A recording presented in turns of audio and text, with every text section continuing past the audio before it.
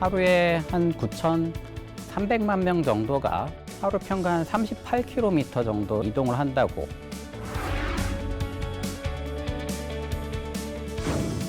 하늘과 땅을 이어주는 그런 환승 거점들, 자율주행차, 드론, UAM 등이 있고요. 또한 자율주행차 도입으로 도시 변화가 유발이 되고 있습니다. 대표적으로 스마트 시티가 이제 어떤 구축이 되고 있고요. 살아남는다면 이제 기회가 될 것이고요. 아니면 도태가 될 수 있는 그런 상황입니다. 어떤 선택을 할 것이냐, 그래서 어떻게 살아남을 수 있을 것이냐가 이제 숙제가 될 것 같고요.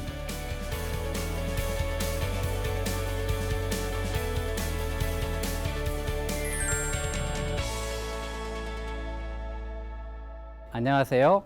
저는 대구경북과학기술원 디지스트 전기전자 컴퓨터공학과의 최지훈 교수입니다.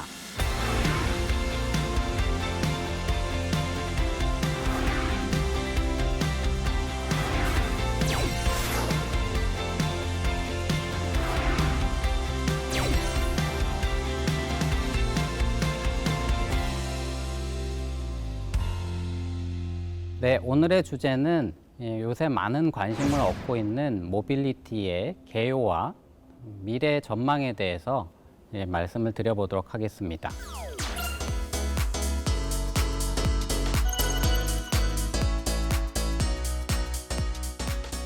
여러분들 많은 아마 주변의 광고라든지 보셨을 것 같습니다. 하늘에서는 도심항공 모빌리티, UAM이라는 어떤 비행체들이 달리고 있고요. 그다음에 땅에는 또 목적 기반 모빌리티라는 PVB, 여러 종류의 어떤 타입의 그런 자동차들이 이제 다니면서 허브라고 하죠. 이제 하늘과 땅을 이어주는 그런 환승 거점들, 이런 이제 여러 가지의 모습들이 미래 모빌리티로 제시가 되고 있습니다. 이런 이제 모빌리티 자체가 PV 자체도 실제로 여러 차들이 하나의 어떤 더 큰 차에서 이렇게 나오든지 하는 여러 종류의 모습들이 지금 예상이 되고 있고요. 물건을 나르는 그런 이제 배송 쪽 얘기들이 또 나올 수 있습니다. 물류 쪽. 그렇게 됐었을 땐 결국 사람뿐만 아니라 결과적으로는 인건비를 아끼거라든지 여러 편의상을 하기 위해서 로봇들이 또 도움이 돼야 됩니다. 그랬었을 때 마지막에 어떤 레스트 마일 딜리버하는 배송 도우미 로봇이 필요할 수도 있고요. 이렇게 간단한 어떤 모습들, 귀여운 모습들의 그런 로봇들이 있을 수도 있고요. 또 궁극적으로는 이런 휴머노이드, 사람과 비슷하게 생긴 그런 휴머노이드들이 또 나올 수 있는 그런 모습들, 여러 가지 이제 미래 모빌리티가 제시가 되고 있고요.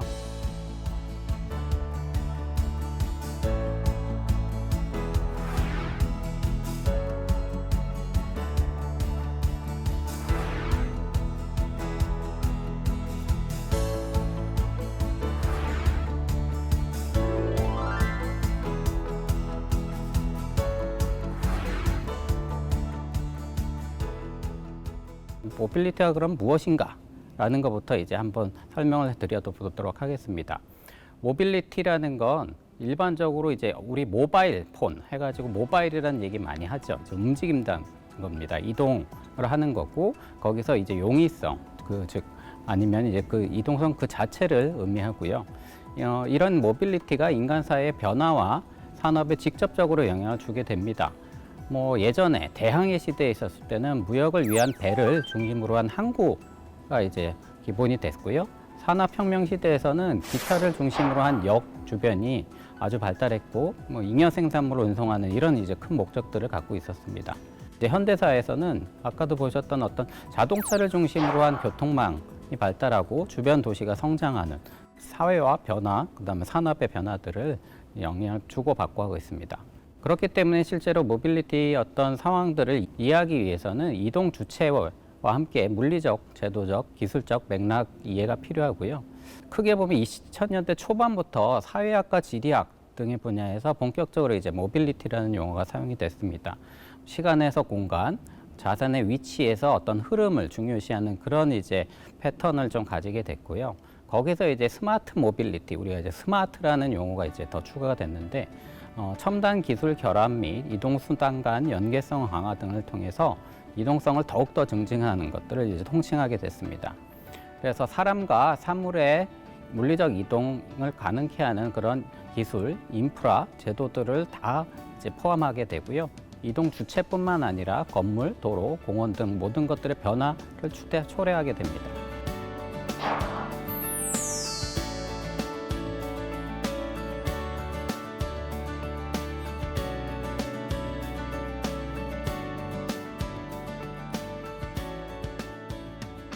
모빌리티라는 게 스마트폰에서 어떻게 보면 많은 것들을 처음에 느끼게 되었죠. 처음에 이제 유선 전화, 여러분들 아마 집에서 요새는 아마 오피스에서나 이제 볼 수 있는 그런 유선 전화였지만 예전에는 진짜 유선 전화밖에 없었던 그런 시대가 있었고요. 또 이제 무선 전화해서 시티폰이라는 아마 조금 한 40대 이후 분들이나 기억을 하실 만한 그런 이제 무선 전화를 쓰이기도 했고요. 그때는 어떤 특정 장소에 갔었을 때만 이제 무선 전화가 가능했었던 게 있었습니다.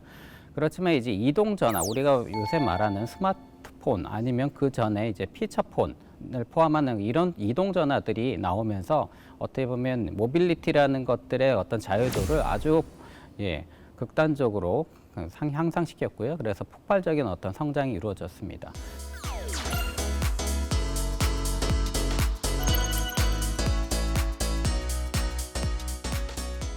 이제 모빌리티의 이런 산업들을 한번 좀 바라보면 우리 국가 경제의 근간이자 미래의 핵심 동력이라고 얘기할 수 있겠습니다. 한 하루에 한 9,300만 명 정도가 움직인다고 생각을 하고 있고요. 하루 평균 한 38km 정도를 저희가 이동을 한다고, 우리 24시간에 한 2시간 정도를 이동에 쓰고 있다고 생각하시면 될 것 같습니다. 2020년대 기준으로 택배도 33.7억 박스, 그러니까 한 사람당 연 65회 정도는 쓰고 이제 택배를 이용한다라고 생각하면 상당히 이제 양이 많죠. 물류 분야에 있었을 때도 우리가 한 157만 명 정도가 종사를 하고 있습니다. 그만큼 우리 주변에서 모빌리티 관련된 산업에 이제 많은 분들이 일을 하고 계십니다. 이런 이제 모빌리티가 전 세계적으로 봤었을 때 시장은 2017년에서 한 4,400조 원에서 2030년에는 한 8,700조 원까지 이제 성장할 거로 보고 있고요. 그 중에서 이제 서비스, 이제 차량 호출이라든지 공유 모빌리티라든지 무인 택시 이런 측면에서는 약 32배 폭발적인 성장을 이제 예상을 하고 있습니다. 그랬었을 때 이제 이 모빌리티 관련돼서는 크게 보면 시스템이 있을 수 있고요. 방금 전에 말씀드린 서비스, 그 다음에 또 에너지원들의 여러 가지 혁신들이 진행하고 있습니다. 시스템이라는 건 아까 봤던 우리가 탈 것들이고요. 자율주행차, 드론, UAM 등이 있고요. 이제 서비스는 차량 공유 서비스에 더해서 모든 순환을 총합적으로 이용 가능한 아까 말스라고 했고요. 모빌리티 애저 서비스인데요. 그런 쪽에서 많은 어떤 시도들이 지금 제시가 되고 있습니다. 그다음에 에너지원 측면에서 때는 이제 기존의 화석 연료에서 전기, 수소 등 친환경 에너지로 전환이 돼 있고 요새 배터리 이런 측면에서 아주 폭발적인 관심을 얻고 있죠. 이제 이런 모빌리티 혁신은 교통, 산업, 제도, 고용 등 여러 부분에 직접적인 영향을 미칩니다.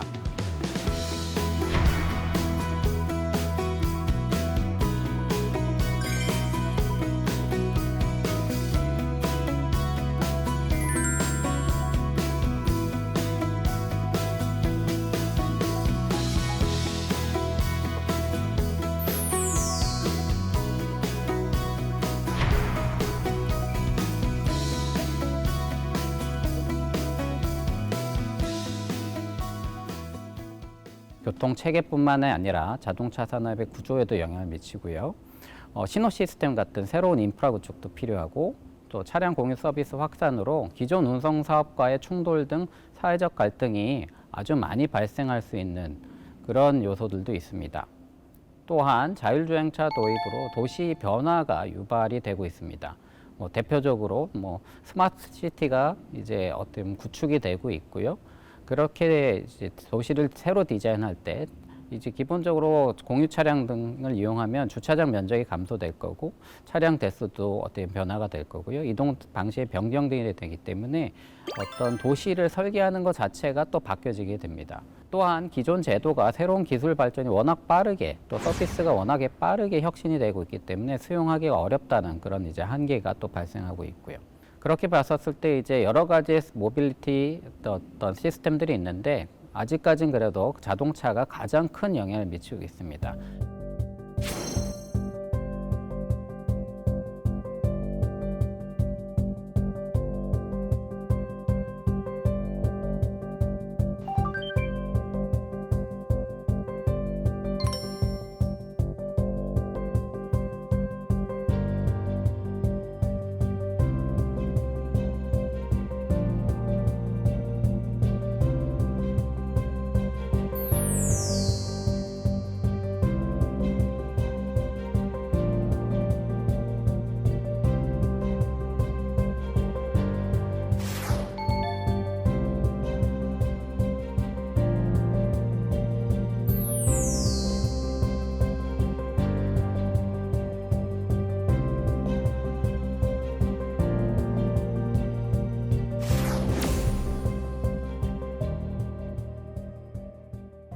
전기차는 모터나 배터리, 수소차는 이제 연료전지 스택, 수소 탱크 등 이제 새로운 어떤 기술들, 부품들이 필요해지겠습니다. 그렇지만 전체적으로 봤었을 때는 부품 수는 내연기관 대비 훨씬 좀 간단하게 되어 있습니다. 그래서 부품들이 감소가 돼서 약 한 37% 정도가 줄어들 거라고 생각을 합니다. 일본에서 한번 자동차 부품 협회에서는 내부적으로 한 3만 개 정도의 부품에서 19,000개 정도로 줄어들 거라는 그런 예상도 하고 있고요. 그러면서 인력도 실제로 많이 개편이 될 거라고 예상이 됩니다. 기존 이제 자동차 기술 인력은 감소가 될 거고, 이제 미래차 관련된 기술 인력이 빠르게 이제 늘어날 거라고 생각을 하고 있지만, 전체적으로는 국내나 해외나 많은 일자리 감소가 일어나고 있는 그런 상황입니다. 그래서 좀 고민이 되는 그런 상황이고요. 그렇지만 이제 인력 분포로 봤었을 때는 기술의 이런 인력 쪽, 특히 소프트웨어 쪽 인력들이 지금 많이 필요한 상황입니다. 미국의 경우 있었을 때도 친환경차 인력 한 25만 명, 소프트웨어 전문 인력이 한 2만 3천 명 정도가 필요할 거라고 생각하고요. 일본도 소프트웨어 쪽에서 한 1만 8천 명 정도가 지금 필요할 거라고 생각을 하는데, 우리나라는 지금 훨씬 더 지금 적은 수밖에 없는 상황이고요. 그런 측면에서 했을 때 우리나라는 지금 한 4만 명 정도가 불과한 그런 상황이라서 좀 앞으로 많은 인력을 좀 배출해야 되는 그런 숙제를 또 갖고 있는 상황입니다.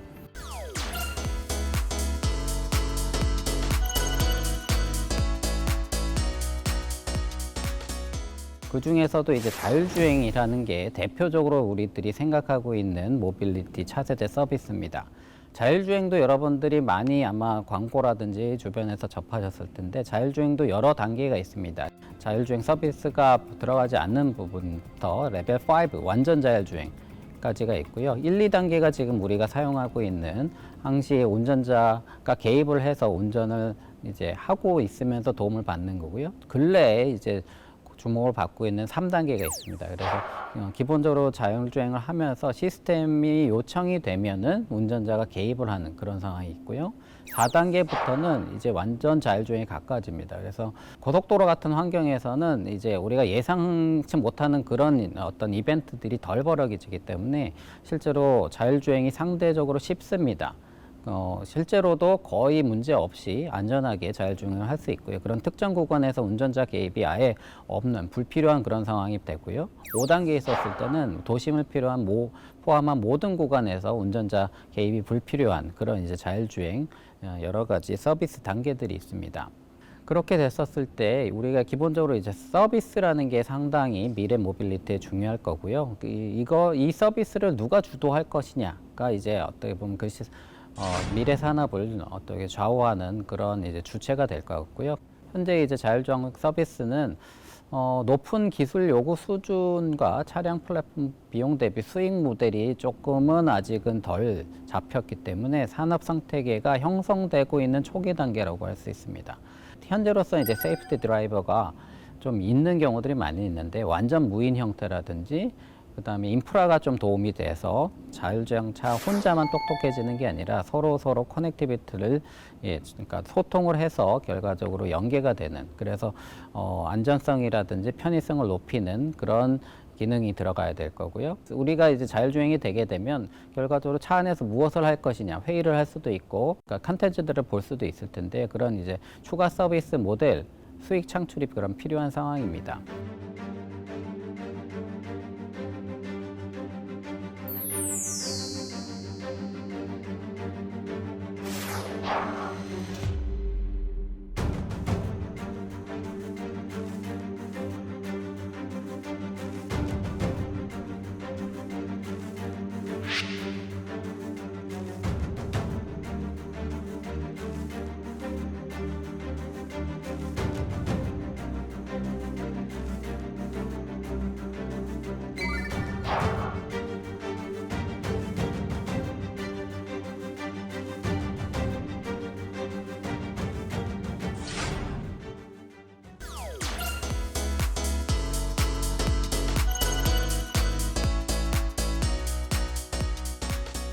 지금 현재로서는 자율주행이 뭐 위기다 이런 얘기들도 많이 하고 있죠. 뭐 구글 웨이모에서 대규모 해고를 했다든지 애플에서 자율주행차를 연기를 했다라든지 아르고 대표적인 AI를 이용한 이제 자율차 회사인데요. 이제 문을 닫았죠. 이런 여러 회사들이 또 파산도 신청을 했고 GM 크루즈도 실제로 많은 손실을 입고 있습니다. 그런 이제 좀 안 좋은 얘기들도 조금 비관적인 얘기들도 많이 듣고 있지만 실제로 아까 말씀드린 좀 더 미래 서비스용 레벨 4 이상 부분은 조금은 우리가 환상을 갖고 있었던 것 대비해서 조금 현실화되고 있는 그런 지금 상황입니다. 그래서 3단계 이하에서는 또 거꾸로 보면 많은 현실적인 이제 서비스들, 볼보라든지 벤츠라든지 현대라든지 이 올해 뭐 아니면 내년 이렇게 상용화를 발표를 하고 실제로 대형 계약도 이루어지고 그러면서 현실적인 어떤 자율주행이 진화되고 있는 그런 이제 상황이라고 말씀을 드릴 수 있고요. 이제 그런 것들이 가능해지는 것 자체가 이제 자율주행 전기전자 소프트웨어 플랫폼 자체가 이제 예전에는 그 자율주행 차 아니면 자동차 전용의 플랫폼을 구축한 게 이제 얼마 되지 않았습니다. 그래서 약간은 전용이라는 측면에서는 효율성이 떨어졌고요. 그래서 그걸 이루는 어떤 플랫폼은 프로세서도 있고 센서도 있고 소프트웨어들이 그런 것들이 다 구성이 돼야 되는데 2025년 부터 한 27년 정도가 되면은 전용으로 위한 그런 플랫폼이 구축이 될 거라고 생각을 합니다. 그래서 테슬라를 위시한 여러 회사들이 다 그런 전용 플랫폼을 구축을 하게 되고요. 그렇게 됐었을 때는 자율주행을 위한 어떤 AI라든지 연산이라든지 뭔가 필요성 판단이라든지 이런 것들을 좀 더 빠르고 또 연산을 효율적으로 할 수 있는 상황이 됩니다. 그렇게 됐었을 때 이제 어떤 현실적인 어떤 기술이 적용이 될 수 있는 상황이고요. 그렇게 됐었을 때 자율주행 프로세서 아니면 플랫폼을 이제 누가 주도할 것이냐라는 측면에서 여러 이제 회사들이 실제로 경쟁을 하고 있습니다. 그런 자율주행 플랫폼이 안정화돼서 25년에서 27년 정도 이제 전용 어떤 플랫폼이 구축이 돼서 서포트가 되면 본격적으로 이제 자율주행 어떤 서비스들을 구현할 수 있는 단계가 될 것 같고요. 한 2030년이나 35년 사이에 이제 어떤 한 단계의 점프가 있을 것 같고요. 그 이후로 이제 빠르게 자율주행 서비스가 활성화될 거라고 지금 생각을 하고 있습니다.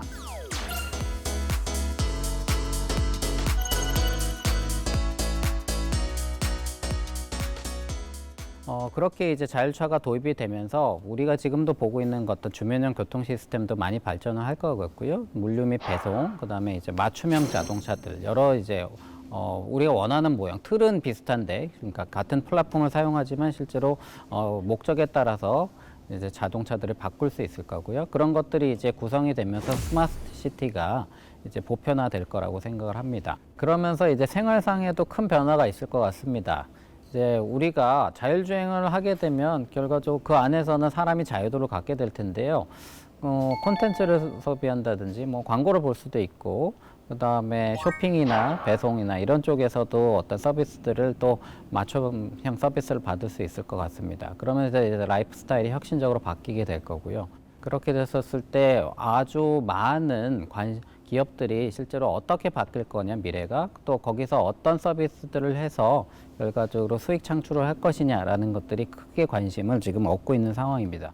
그런 자율주행 서비스가 활성화되는 시점은 좀 유동성이 있을 것 같습니다. 실제로 뭐 날씨 조건이나 복잡한 도심에서 사람이 운전하는 것보다는 안전해야 될 텐데 이제 이런 엣지 케이스들을 좀 어려운 문제들이 나서 이제 사고가 줄어들 수 있느냐라는 측면에서 언제까지 이제 기술이 극복을 좀 할 수 있을 거냐. 그 다음에 부품 가격이라든지 운영 비용 등에 있었을 때 비용 문제들, 그 다음에 제도적으로 또 어떻게 이 부분을 받아들일 건지, 그 다음에 기존 산업과 일자리 보호, 뭐 개인정보 보호 이런 이제 법적, 제도적 이슈들이 있어서 그거에 따라서 좀 빠르질 수도 있고 더 느려질 수도 있는 그런 유동성을 갖고 있다고 얘기할 수가 있겠지만 이제 전체적인 흐름 자체는 피할 수 없을 거라고 생각을 하고 있고요. 그래서 전 세계적으로 모빌리티 산업 관련돼서 많은 투자를 하고 있습니다. 그래서 통신 부품 업계와 모빌리티 동맹 체계를 구축해서 이제 차량 자체를 제작하는 것보다는 이제 서비스 분야 투자를 좀 대규모로 단행하고 있고요. 이제 포드라든지 폭스바겐이나 도요타 이런 여러 회사들이 기존에 이제 그런 통신 부품 업계와 모빌리티 어떤 동맹 체계를 구축을 하고 있는 그런 상황입니다. 아까 말씀드린 대로 자율차는 상용화가 좀 지연이 되고 있지만 어떻게 보면 현실적인 그런 상황이라고 얘기할 수 있고요. 그러면서 이제 주요국에서 법 제도 이런 것들을 개정을 하고 있고요. 또 시험 주행도 실제로 많이 수행을 하면서 특정 서비스 공장에서 실제로 이제 자율주행을 한다든지 아니면 농업 같은 데서 자율주행 서비스를 사용하는 뭐 트랙터라든지 이런 쪽에 특정 서비스를 하면서 현실화를 좀 더 가깝게 하는 그런 이제 흐름을 갖고 있고요. 서비스 플랫폼 중에서는 실제로 뭐 유버라든지 여러 이제 서비스 관련된 회사들이 사업 영역을 확장하고 있고 또 하늘로서 이제 조비라든지 블록콥터라든지 이런 기체 개발 업체들을 위해서 나사라든지 완성차 업체, 플랫폼 기업들이 이제 협력을 해서 이제 UAM 서비스도 준비를 하고 있습니다.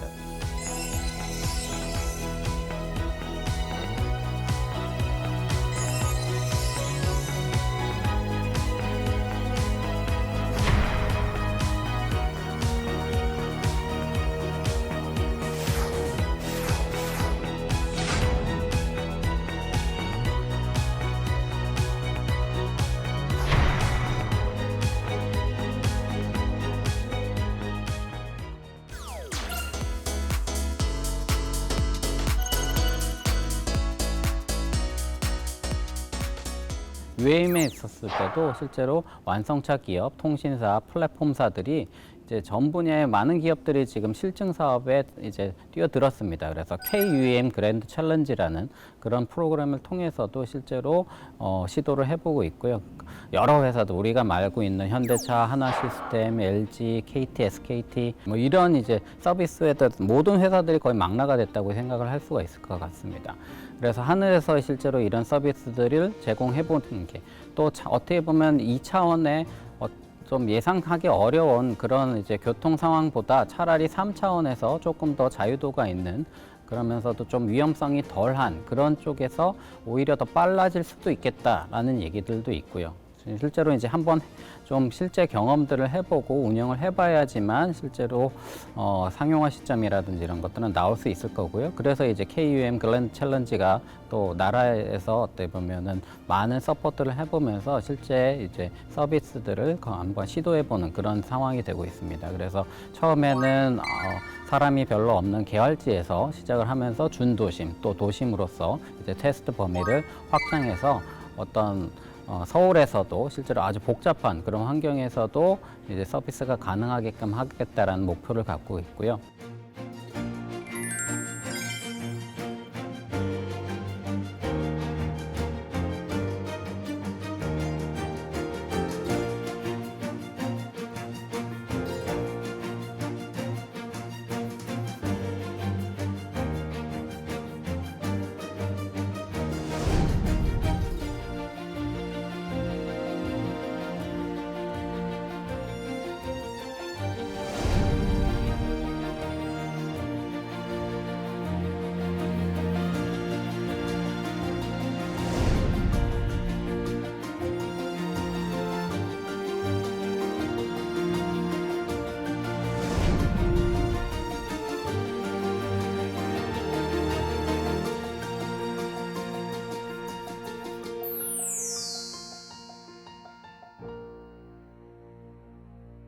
하늘의 이제 UAM 산업은 아직 글로벌 상용화가 전무한 상황이고요. 뭐 25년부터 어떻게 보면 상용화를 해보겠다라는 그런 이제 청사진을 갖고 있습니다. KUAM 로드맵 또 이제 그랜드 챌린지가 이제 어느 정도로 빠르게 현실화될 거냐라는 게 좀 관심을 갖고 있고요. 우리가 주요국에 비해서 좀 출발은 늦은 감은 있습니다. 그렇지만 또 빠르게 지금 지원들을 하고 있고 개발을 하고 있기 때문에 또 우리가 배터리는 뭐 ICT 이런 유관 산업 있었을 때 경쟁력이 좀 많이 있기 때문에 실제로 빠르게 어떻게 보면은 현실화될 수 있지 않을까라는 기대를 좀 해보고 있고요. 또 물류 측면에 있었을 때는 대표적으로 전통 산업입니다. 그래서 아직은 좀 첨단화라든지 디지털화 부분이 이제 빠르게 진행이 되어야 되는 그런 숙제를 갖고 있고요. 그런 이제 여러 가지 모빌리티 산업을 한번 국내의 어떤 경쟁력을 좀 비교를 해봤었을 땐 대표적인 것 스마트폰부터 하면 세계 최고의 수준이라고 우리가 아마 얘기할 수 있겠죠. 그 다음에 전기차는 현재로서는 한 세계 5위 정도, 자율주행차는 한 7위 정도 라고 생각을 하고들 있고요. 그 다음에 이제 그것을 또 요새 배터리라든지 충배전 그런 네트워크 서비스 이런 부분에 썼을 때 우리나라가 그래도 한 23.7% 정도의 뭐 글로벌 배터리 점유한다든지 이제 충배전 네트워크 산업도 빠르게 어떻게 보면 시도를 해보고 있다는 측면에서 장점이 있습니다.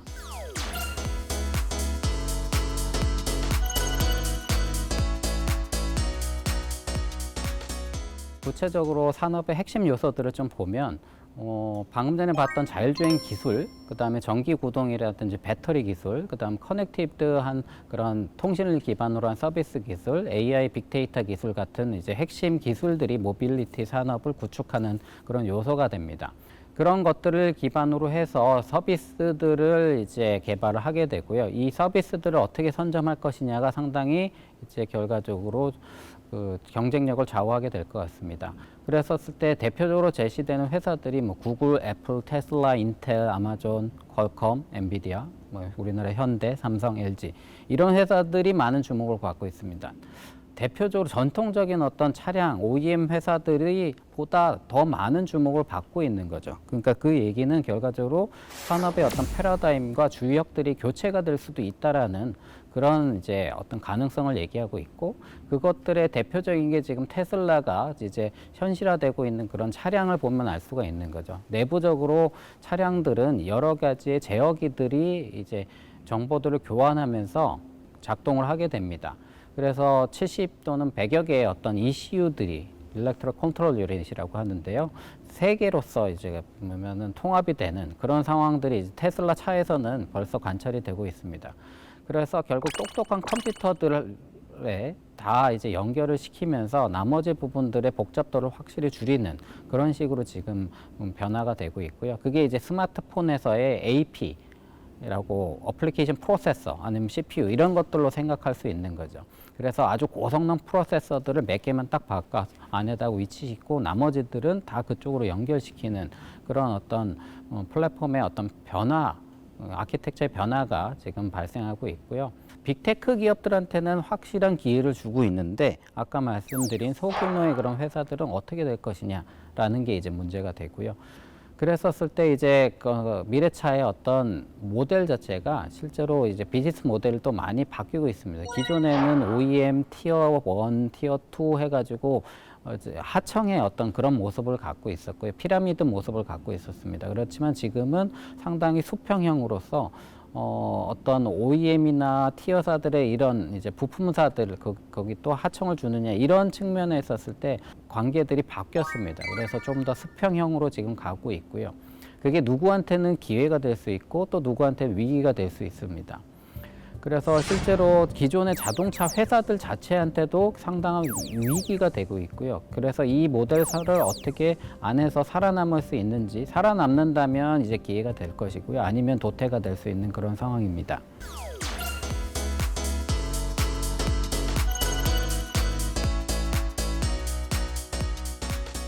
그러면 이제 이게 처음부터 그러니까 뭐 완전히 자동차에서 새롭게 변화되는 건 아니고요. 이제 스마트폰에서 이제 변화가 됐던 것들이 상당 부분 이제 아마 적용이 될 거라고 생각을 합니다. 자동차 안에서도 소프트웨어 디파인드 비클 SDV라는 게 요새 아주 주목을 받고 있는데요. 하드웨어는 기본적으로 정해져 있는 상황, 주어진 상황에서 소프트웨어를 계속 바꿔가면서 업그레이드 시키면서 자동차의 기능이 계속 향상이 되는 그런 이제 자동차를 말하는 겁니다.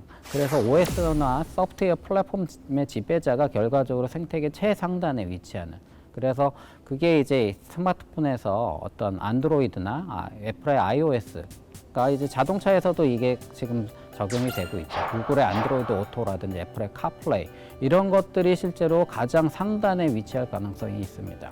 자동차의 대시보드가 스마트폰 화면으로 이제 아주 큰 화면으로 대체할 수 있고요. 그래서 실제로는 아마 스마트폰에서 벌어졌던 그런 상황들이 이 차량에서도 이제 비슷하게 벌어질 수도 있다라고 생각을 하고 있고요. 그렇게 됐었을 때 스마트폰은 이제 지금 애플이라든지 삼성이라든지 뭐 중국의 회사들 이제 몇 개로 좁혀지고 있는 그런 상황입니다. 결국 수직 계열화를 추구를 하고 있습니다. 하드웨어와 소프트웨어, 반도체 서비스 이런 것들을 거의 한 회사가 다 만들고 제공을 하는 그런 애플이나 구글 같은 회사들, 뭐 삼성이라든지 LG 이런 회사들이 실제로 살아남은 상황이고요.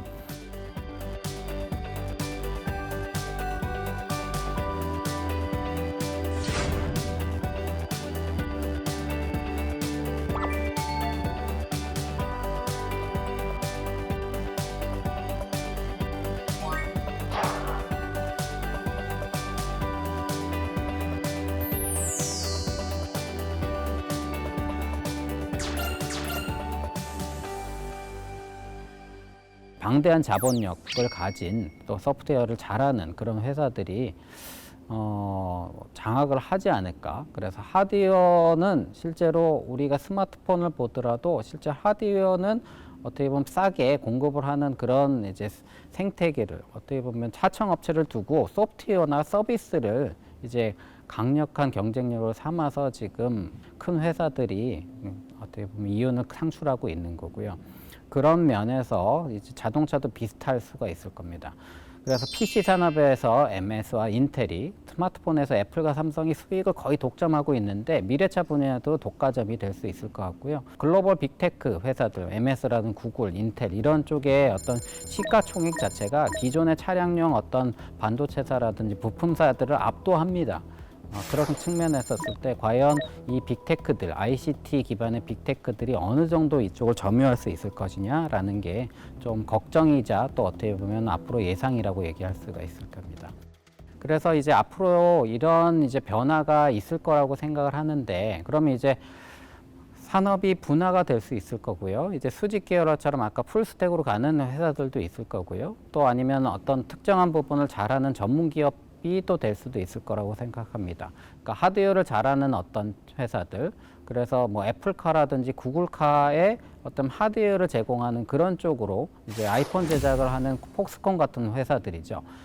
실제로 폭스콘이 실제로 애플카, 구글카의 후보가 되기도 하고요. 우리나라 회사들도 실제로 많이 어떻게 보면 후보로서 이제 언급이 된 적도 있죠. 그래서 그런 이제 전문 디바이스, 차량 제작사가 될 수도 있고, 아니면 전문 부품사가 될 수도 있고, 반도체 칩 전문 회사가 될 수도 있고요.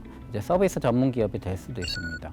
결국 살아남기 위해서는 자본, 뭐 인력, 문화 이런 측면에서 결국 어떤 경쟁력을 가져야 됩니다. 자본에 있었을 때는 아까도 봤지만 실제 시가총액이라는 부분 무시할 수 없을 것 같고요. 또 이제 자체 개발을 할 것이냐 아니면 M&A를 할 것이냐. 우리나라가 상당히 M&A나 이런 부분에선 좀 덜하는, 좀 조심하는 보수적인 성격을 갖고 있지만 실제로 살아남기 위해서는 실제 M&A라든지 여러 시도들을 과감하게 해야 되는 게 있고요. 소프트웨어라든지 우수 인력, 미래차 인력들이 지금 상당히 필요한 상황입니다. 그래서 기존의 어떤 제조 인력보다는 기술 인력이 상당히 중요한 상황이고요. 또 임금 체계도 상당히 좀 다를 겁니다. 상당히 고임금을 받는 그런 이제 소프트웨어 인력들이 실제로 많이 필요한 상황이고요. 뭐 미국에서 스티브 잡스나 앨런 머스크 같은 어떤 CEO가 우리나라에도 배출될 수 있을 거냐, 그런 정도의 문화라든지 어떤 분위기를 갖고 있느냐라는 측면에서도 조금은 고민해 봐야 될 게 있을 것 같습니다.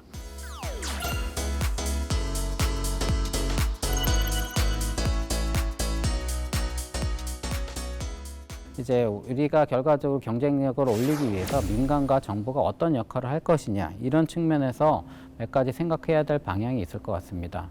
우선 정부나 이런 이제 공공 측면에서 때 정책과 규제 측면에서 실제로 우리나라가 빠르게 어떤 정책이라든지 법이라든지 제도를 마련을 하고 있는 상황이긴 합니다. 그렇지만 워낙 기술이 빨리 변하고 있고 인프라도 첨단화되고 있고요. 여러 가지 어떤 상황들이, 이벤트들이 변하기 때문에 계속 지금 빠른 어떤 대처가 필요하고요. 그렇지만 기본적으로는 좀 더 지연이 되고 있는 그런 상황입니다. 그래서 이제 계속적인 노력이 필요하고요. 또 기업 지원에서도 고민이 좀 필요한 상황입니다. 거대 기업들이, 소수의 어떤 기업들이 독과점하는 그런 상황이 될 가능성이 있는데 어떻게 이제 경쟁력을 갖출 수 있을까? 또 정부에서는 이런 회사들을 어떻게 키울 수 있을까라는 게 숙제가 될 거라고 생각을 합니다. 근데 이제 현재에서는 이런 소규모의 부품업체들 또 중소규모의 회사들이 미래차를 어떻게 전환을 할 수 있을지를 방법을 모르는 경우가 참 많이 있는 것 같습니다. 주변에서 이렇게 얘기를 해보더라도요. 그래서 R&D라든지 인력 교육이라든지 설비라든지 이런 지원들을 실제로 어떤 프로그램이 있는지 준비는 어떻게 보면 제공은 많이 하고 있지만 실제로 또 뭐가 있는지를 잘 모르는 경우도 있고 그래서 1대1로 매칭을 한다든지 컨설팅이라든지 이런 것들이 또 많이 필요하고요.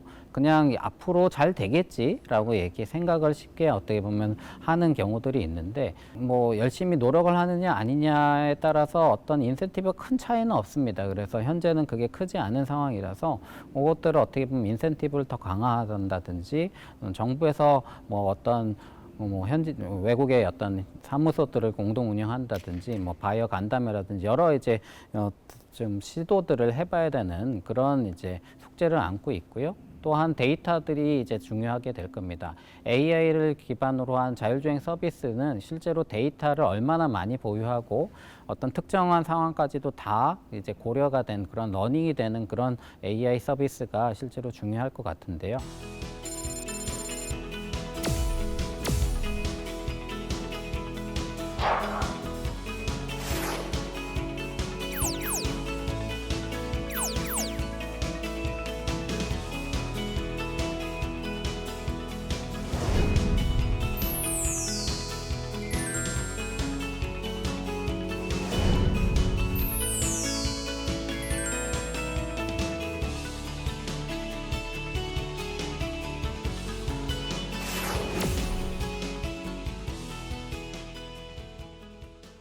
데이터 소유자들은 실제로 각각 다 다릅니다. 뭐 교통공사가 될 수도 있고 이동통신사가 될 수도 있고요. 경찰청이 갖고 있는 경우들도 있고요.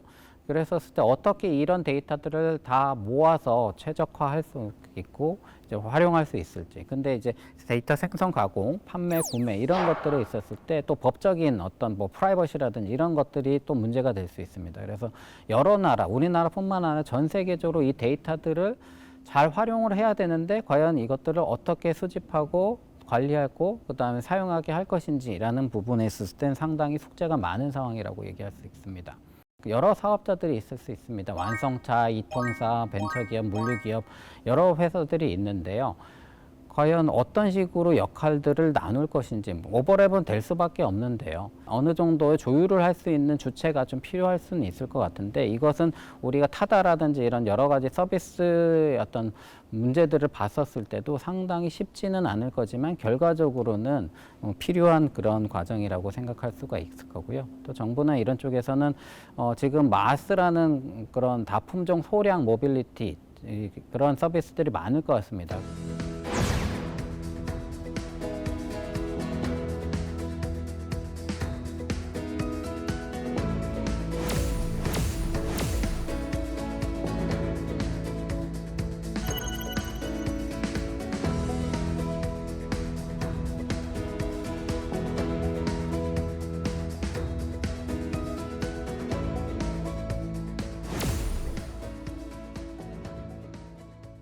이제 뭐 로보택시라든지 자율주행 셔틀이든 택배, 이동식 상점, 뭐 무인 청소차 이런 여러 가지 서비스들이 나올 텐데 실제로 이제 숫자가 아주 많지는 않을 수 있습니다. 그러니까 실제로 그런 사기업에서는 이런 다품종 소량 생산 자체에 있었을 때 매력이 좀 떨어질 수도 있고요. 그러면 실제로는 법규라든지 안전기준 자체도 어떻게 보면은 공적 영역에서 담당해야 될 수가 있기 때문에 여러 가지의 어떤 그 케이스들에 대해서 법규라든지 안전기준을 빠르게 이제 제공을 해야 되는 그런 숙제를 안고 있을 것 같습니다. 또 이제 노동시장의 측면에서 쓸 때도 숙제가 있을 텐데요. 이제 대표적인 어떤 제조업이었죠. 그래서 그렇지만 아까도 말씀드린 대로 고용은 전체적으로 줄 것 같고요. 스마트 어떤 모빌리티 쪽에서만 좀 늘어날 거라고 생각을 하는데 그러면은 결과적으로 고용 증가율은 둔화될 것이고 이것들을 어떤 식으로 대비할 거냐라는 측면에서 우리가 우버 사태, 뭐 타다 사태 이런 측면을 봤었을 때 숙제를 안고 있습니다. 고용 불안을 수반할 수밖에 없고요. 그렇게 됐었을 때 우리 이제 미래차 인력 양성 측면에서는 또 어떻게 보면은 숫자가 많이 모자란 그런 상태입니다. 그래서 전문 인력의 양과 질이 근간이기 때문에 이제 전문 인력을 대규모로 육성을 해야 되는 그런 숙제를 안고 있고요. 그렇게 하기 위해서는 임금 체계라든지 이런 것들도 좀 고민을 할 필요가 있습니다. 기존의 어떤 연공서열 기반의 어떤 그런 임금 체계는 실제로 우수 인력을 좀 유도하기에는 상당히 어려운 그런 상황입니다. 인센티브도 조금은 많지 않고요. 그다음에 그렇지만 자동차 산업이나 모빌리티 산업이 아까도 봤지만 ICT라든지 기존의 어떤 소프트웨어 그런 산업들과 같이 경쟁을 하고 있습니다. 그 얘기는 결과적으로 뛰어난 인력이 소프트웨어 쪽으로 갈 수도 있고 ICT 기존의 산업들에 갈 수도 있고 자동차나 모빌리티 쪽으로도 올 수 있기 때문에 결과적으로 그 어떤 경쟁력을 유지하기 위해서는 결과적으로 그런 인센티브가 필요하다라는 거죠. 그것을 어떻게 받아들일 수 있을 것인지라는 것은 또 문화와 어떤 여러 가지 생각들을 좀 많이 변화가 필요한 그런 상황이라고 할 수 있습니다. 애플, 구글이라고 아까 얘기했지만 뭐 여러 회사들이 지금 다양한 빅테크들이 소프트웨어 플랫폼 외에도 시스템 반도체까지 다 내장을 해서 아까 풀스택으로 결국 가장 어떤 강력한 회사가 되었다고 할 수 있죠. 그랬을 때 기존 반도체 회사들과 인력 경쟁을 하고 M&A를 막 경쟁을 합니다. 그래서 이제 그걸 통해서 살아남은 회사들이죠. 그러니까 인력 수급도 상당히 경쟁을 기반으로 하고 연봉망이나 처우도 아주 좋은 그런 경우들이 많습니다. 그러면서 이제 더 좋은 조건으로 우수 인력들이 더 쏠리고 있고요. 이게 이제 실리콘밸리나 뭐 미국 경쟁력의 큰 부분이기도 합니다. 근데 이제 우리나라는 보면은 우수한 학생들이 갈수록 우리 소위 말하는 의치 한약수, 의대, 치대, 한의대, 약대, 수의대 이런 다음으로 이제 이공계가 관심을 갖는 그게 이제 갈수록 좀 강화가 되고 있는 거고요. 그나마 이제 우수한 이공계 인력도 해외로 지금 유출이 되고 있는 그런 상황입니다. 그렇게 됐을 때 이제 우리는 어떻게 할 것이냐. 그다음 또 요새 많이 되고 있는 이민청 얘기도 있는데요. 우수한 외국인을 유치 가능할 것이냐. 그러면 한국이 기회의 땅일 거냐. 물론 이제 실제로 K컬처나 뭐 K팝이나 해서 많은 관심들이 있지만 또 이런 기술적인 그런 인력들을 끌어들일 수 있는 경제적, 문화적, 어떤 사회적인 그런 만족도가 과연 제공이 되고 있을 거냐라는 부분에서는 조금 고민이 필요한 상황입니다. 또한 아까처럼 이제 유선전화, 무선전화, 차량 네트워크, 뇌컴퓨터 인터페이스, 휴머노이드 이런 것들은 실제로 기존의 그냥 ICT 산업뿐만 아니라 뭐 신경과학이라든지 여러 이제 다양한 융합 분야들, 화학이라든지 배터리나 이런 것들은 또 화학이라든지 여러 또 다른 산업들을 이제 지식을 필요로 하고 있습니다. 예를 들면 구글의 딥마인드 대표인 이제 데이브 허서비스, 데미스 허서비스 같은 경우는 학부에서는 컴퓨터 공학을 전공했고 박사에서는 신경과학을 전공했습니다. 이런 이제 융합 인력 자체가 이런 신산업을 이끌어가는 건데 우리나라에서 과연 이런 케이스들이 많은 거냐? 제가 알기로는 아직은 상당히 귀하고 또 어떻게 보면 특별한 그런 상황이라고 볼 수 있는데 이런 인력들이 많이 지금 배출이 돼야 되는 겁니다. 그런 측면에서 우리가 커리큘럼이라든지 어떤 문화적인 그다음에 산업적인 그런 유연성 측면에서 좀 많이 부족한 게 아닐까라는 생각들도 좀 이렇게 반성을 하고 있는 그런 상황입니다. 네, 이상으로서 모빌리티의 어떤 개념들, 그다음 우리가 겪고 있는 변화들, 그다음 산업적으로 좀 고민하고 이제 발전을 이룰 수 있는 방향들, 그러면서도 또 숙제들이 무엇인지에 대해서 한 번씩 고민해 볼 수 있는 그런 시간이 되었다고 생각을 합니다. 아무쪼록 저희 이제 큰 변화를 맞이하고 있는 그런 미래 모빌리티 사회에서 우리나라가 선두로서 어떻게 보면은 큰 역할을 할 수 있게 되기를 기대하고요. 이상으로서 발표를 마치도록 하겠습니다. 네, 감사합니다.